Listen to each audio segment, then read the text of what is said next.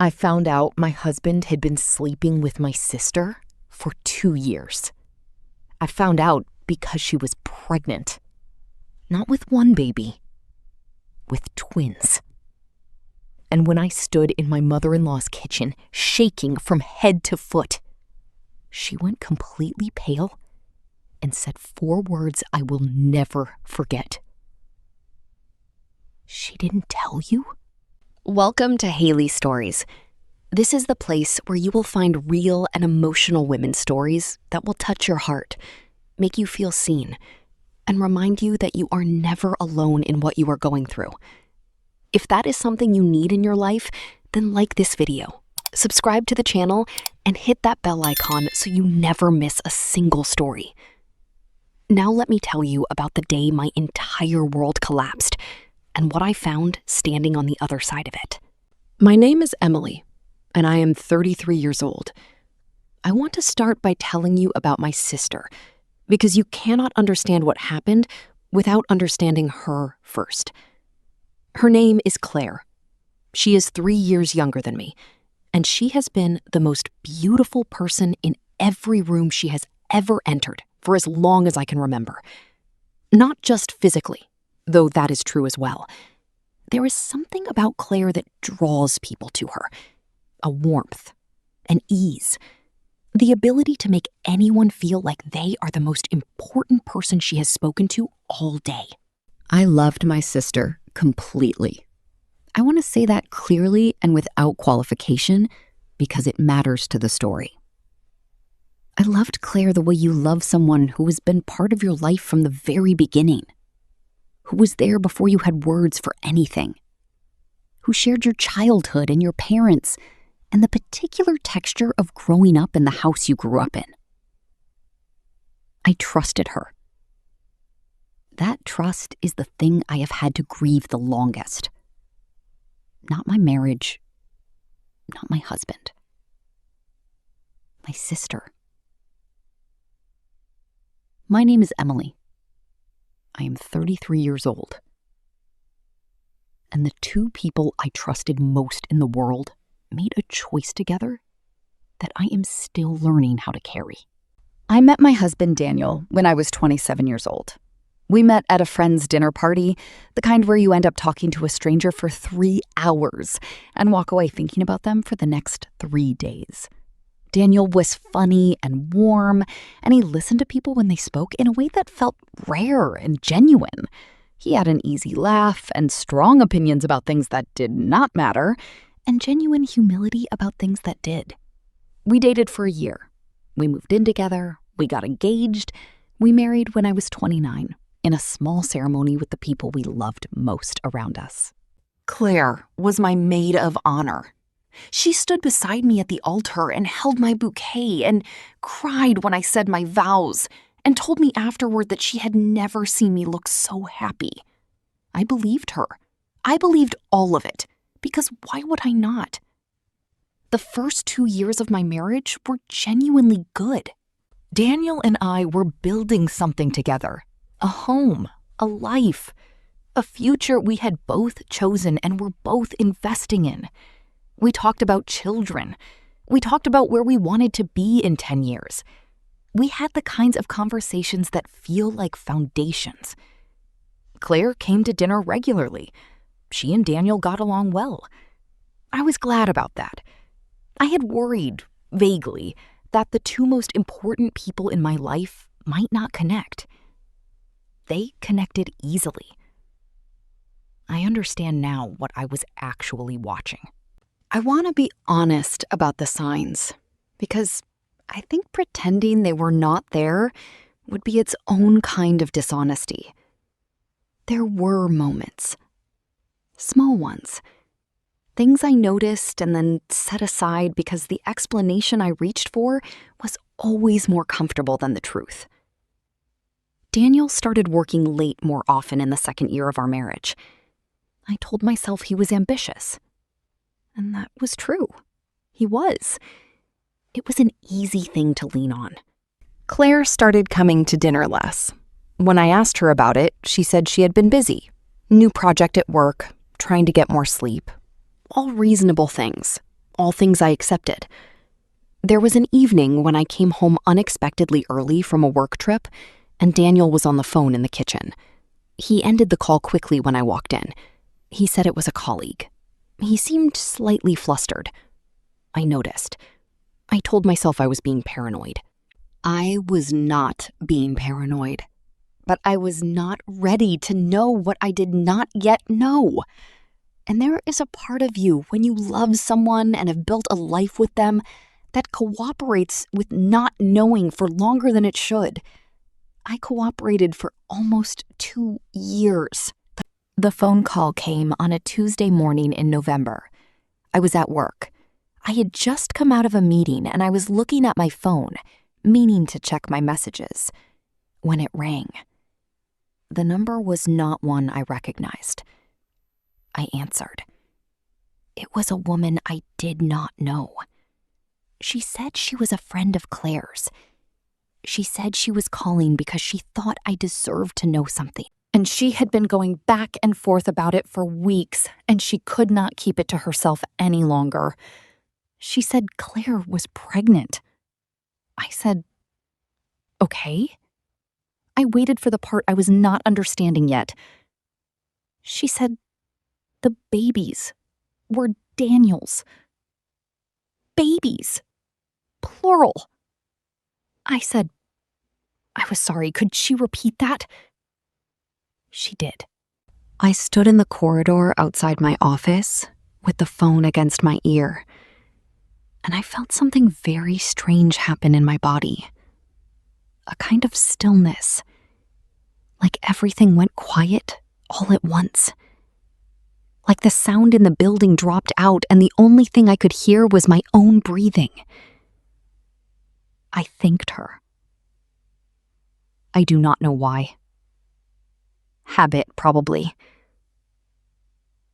I thanked her and I ended the call and I stood there for what must have been several minutes doing nothing at all. Then I picked up my bag and I walked out of the building and I sat in my car and I called my husband. He did not answer.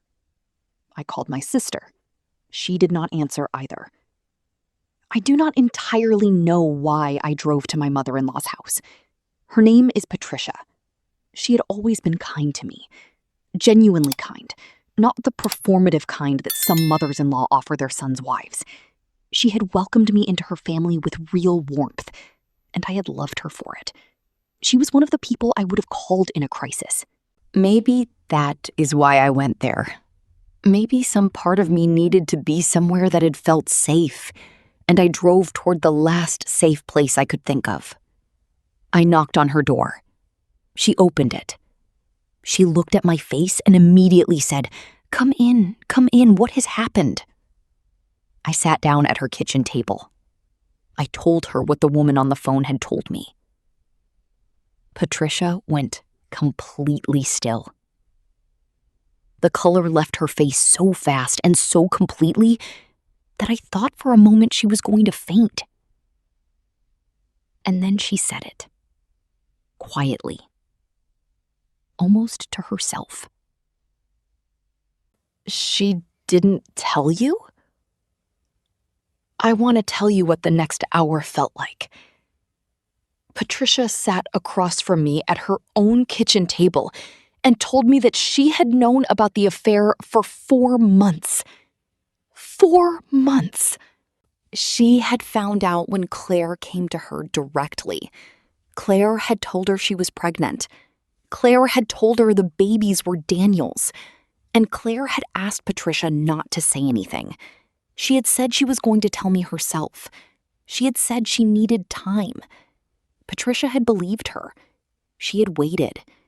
And then more time passed, and more time passed, and she had called Claire twice, asking when she was going to tell me. And Claire had said soon. Soon, I just need a little more time. I sat with all of that. I looked at this woman who had been kind to me for 4 years, and I tried to understand what I was feeling, because it was not one thing. It was several things all at once, and none of them had clean edges. I was not angry at Patricia in the way I was angry at Daniel and Claire.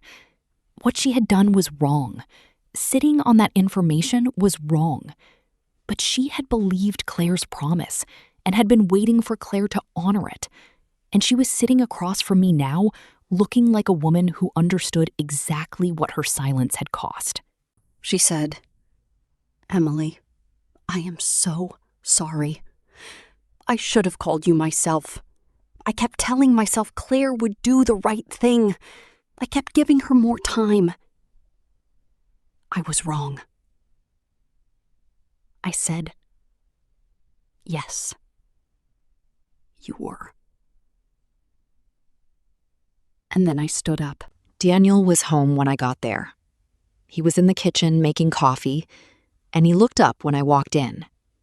And something in my face must have told him immediately, because he set the coffee down very carefully, and he said my name in a voice that was already an admission. I told him I knew. He did not deny it. I have thought about that many times since, that he did not try to deny it. Maybe he was too tired. Maybe some part of him was relieved. Maybe he knew that the time for any version of denial had passed. He said, "Emily, I am so sorry," I said. "How long?" He said, "Almost 2 years. 2 years. I had been married to this man for 4 years, and for half of that marriage, he had been sleeping with my sister." I did not scream. I did not throw things. I know that is what people expect from a story like this, and I understand why. But what I actually did was quieter, and in some ways, harder. I looked at him for a long time. I looked at the face I had woken up next to for 4 years, the face I had believed I knew completely. Then I said, "I want you out of this house tonight." He said, "Can we talk about this?" I said, "There is nothing to talk about, Daniel. I want you out tonight." He left. Claire called me that evening. She had clearly spoken to Daniel. She knew I knew. Her voice when I answered was frightened in a way I had never heard from her before. Claire had always been the confident one, the one who moved through the world without much visible uncertainty. She did not sound like that on the phone.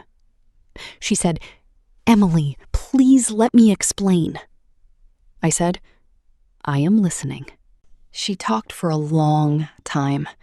She told me it had started at a gathering at my house, that she and Daniel had ended up talking alone for a long time, that something had happened that she had told herself would never happen again, that it had happened again, that by the time she understood what it had become, she did not know how to stop it or how to tell me. I listened to all of it. Then I said, "Claire, you stood next to me at my wedding. You held my bouquet. You cried when I said my vows." She said, "I know." I said, "You have been in my home. You have sat at my table. You have hugged me and told me you loved me and asked me about my marriage and listened to me talk about my life for 2 years while you were doing this?" She said, I know. I am so sorry, Emily." I said, "I know you are, but sorry is not something I know what to do with right now." I ended the call. I sat in my living room alone, in the quiet of a house that felt completely different than it had that morning, and I let myself feel the full weight of what had happened. It was the longest night of my life. I filed for divorce 3 weeks later. There was no period of deliberation, no back and forth, No couples counseling or trial separations or any of the things that people sometimes suggest, as though the right conversation might undo 2 years of deliberate choices. Daniel had made his choices. He had made them consistently, repeatedly, over a very long time, with full knowledge of what he was doing and what it would cost if I ever found out. That is not a mistake. That is not a moment of weakness. That is a sustained and deliberate betrayal. And I was not interested in rebuilding a marriage on the site of something like that. The divorce was relatively straightforward. We had no children. We divided what needed to be divided. Daniel did not fight anything. I think he understood that he had no standing to fight anything. The day the divorce was finalized, I drove home and I sat in my apartment, which I had rented when I moved out of the house we had shared. And I thought about who I was now. Not who I had been. Not who I was in the marriage. Who I was now. And what I found, sitting there in that quiet apartment, was surprising. I found someone who was still here, still standing, still breathing, still herself, underneath everything that had been done to her. That felt like something worth building on. My relationship with Claire is the part of this story that does not have a clean ending. She had the twins, 2 boys. They are real and they are innocent, and they did not choose any part of what brought them into existence. Claire and I have spoken several times in the years since everything came out. The conversations are careful and slow and nothing like the way we used to talk. There is too much in the way for that now. Too much that cannot simply be set aside because we share parents and a childhood and 30 years of being sisters. I do not hate Claire. I have worked very hard at not hating her, and I am not entirely sure whether that work is for her benefit or mine. Probably mine. What I feel toward her is something I do not have a clean word for. A kind of grief. The grief of losing someone who is still alive. The grief of a relationship that existed and was real and mattered, and is now something else entirely. Something smaller and more careful, and full of things neither of us says out loud. We see each other at family occasions. We are polite. My parents have handled the whole situation with the kind of careful neutrality that I respect, even when it frustrates me. I do not know what Claire and I will be to each other in 5 years. I genuinely do not know. What I know is that I cannot pretend things are what they were, and I will not. I am 33 years old, and I have been through the kind of betrayal that people say they cannot imagine surviving. I survived it. Not because I am exceptional. Not because I handled it perfectly or gracefully or without falling apart at various points along the way. I survived it because the only other option was not surviving it, and that was never really an option at all. I have learned things about myself in the past year that I could not have learned any other way. I have learned that I am more resilient than I knew. I have learned that grief and anger can exist in the same body without destroying it. I have learned that the end of one life does not mean the end of your life. It means the beginning of a different one.